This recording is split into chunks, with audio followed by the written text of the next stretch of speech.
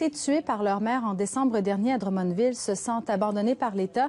J'en parle avec son avocat, Maître Marc Bellemare. Maître Bellemare, presque 2 mois après le drame, quelle est la situation de votre client?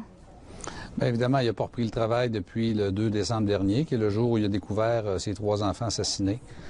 Et il a fait des réclamations auprès de l'IVAC, qui est le service d'indemnisation des victimes d'actes criminels, qui lui a répondu la semaine dernière à l'effet qu'il aurait droit à une indemnité forfaitaire de 2 000 par enfant tué.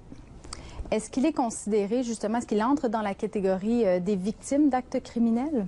Il entre dans la catégorie des victimes au sens de la loi, mais l'IVAC refuse de lui reconnaître ce statut en disant qu'il n'a pas été directement blessé. Or, la loi prévoit bien que pour être une victime d'acte criminel au sens de la loi, il faut être blessé directement dans l'événement ou à l'occasion de l'événement. Or, M. Desautels est celui qui a découvert ses 3 enfants assassinés. C'est lui qui a avisé les policiers et c'est bien évident que ces images et ces scènes terribles lui reviennent à l'esprit couramment depuis l'événement. Et c'est ce qui le rend inapte à travailler à l'heure actuelle depuis l'événement. Justement, vous l'avez dit, donc il obtiendrait une compensation de 2 000 $. Qu'est-ce que vous souhaitez obtenir pour lui? Qu'est-ce que vous voulez avoir? Bien, écoutez, au moment où l'événement est survenu, la loi n'avait pas été modifiée, contrairement à ce que les libéraux avaient promis en mars 2012.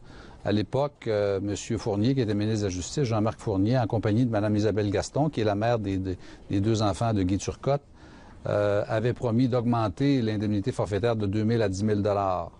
Or, ça ne s'est pas fait. La loi n'a pas été modifiée en 2012, de sorte qu'au moment où les événements qui impliquent M. Desautels sont survenus, la loi n'avait pas été modifiée. Alors, on espère que le gouvernement va se dépêcher de modifier cette loi-là parce que vous savez que si on compare la loi sur l'IVAC pour les victimes d'actes criminels avec la loi sur l'assurance automobile, par exemple, la perte d'un enfant mineur est indemnisée par la SAC à la hauteur de 52 000 $, alors que l'IVAC, elle, donne 2 000 $ pour le même enfant. Donc, c'est pas normal qu'au Québec, selon les circonstances entourant un acte criminel, qu'il soit survenu sur la route ou en dehors de la route, qu'on ait un écart d'au-delà de 50 000 $ pour l'évaluation financière, même si c'est plate de parler d'argent dans ces circonstances-là. Il y a quand même 50 000 $ d'écart. Vous souhaitez donc que le gouvernement provincial fasse des démarches, donc qui l'entérinent, qui fasse le changement de loi. Est-ce qu'il y a des démarches aussi que vous souhaitez faire au niveau du gouvernement fédéral, par contre? Bien, écoutez, au niveau fédéral, il y a la loi C-44 qui est entrée en vigueur le 1er janvier 2013, tout récemment, qui permet à des parents d'enfants assassinés de toucher une allocation hebdomadaire de 350 $ pendant un maximum de 35 semaines. Suite à l'événement, évidemment, ils ne peuvent pas travailler. Et c'est une allocation, c'est une loi qui est excellente, qu'on salue évidemment.